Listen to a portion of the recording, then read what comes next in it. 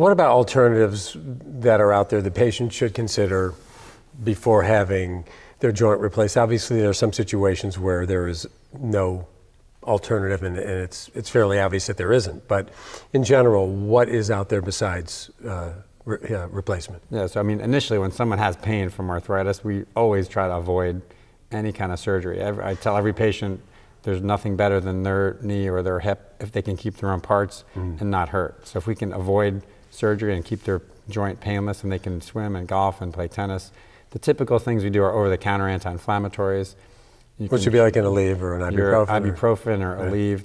There's prescription anti-inflammatories that are designed to be a little bit safer on your stomach, and you can tolerate them easier because they're once a day. And is that the biggest problem with taking anti-inflammatories for most people, is a stomach issue? Anti-inflammatories can cause two things. They can cause GI upset and bleeding, and they're excreted from your kidneys, so they can cause kidney failure. So those are the two big risks of taking excessive amounts of anti-inflammatories. So you put off surgery as long as possible. At what point do you come to the conclusion that a surgery is necessary? So yeah, I mean, if someone's done the anti-inflammatories, the other real popular thing we do are injections of the joint. So we can put an anti-inflammatory medication into the knee or the hip or the shoulder, whatever joint's arthritic, and there's a variety of injections that we have a choice of today, from typical anti-inflammatories, which are just like Motrin or Aleve that we put in the joint. There's visco supplements, which are lubricating injections specifically for knee these days. That can be helpful. And there's alternative shots. People hear about platelets that are getting Is that platelet-rich therapy? PRP is called platelet-rich plasma, where people get their own blood taken. They extract the platelets and inject those platelets into that specific joint. Do you do that? And platelets are anti-inflammatory cells. Right now, there's no real solid data that proves that PRP really works for arthritis.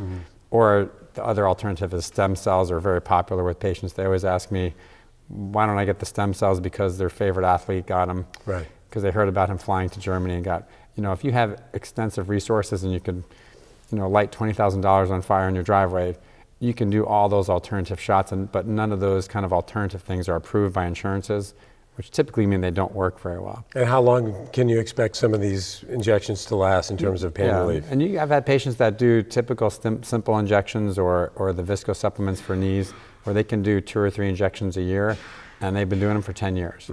And people do 1 or 2 injections and they feel great. If you can keep your own parts and not hurt and do everything you like, then that's by far, no one's gonna give you a better knee than your own knee that doesn't hurt. How about, what's the pain factor, excuse me, on those shots? Injections are a little bit painful, just like any injections, but they're pretty simple. People usually are surprised on how easy they are, as opposed to how much they hurt.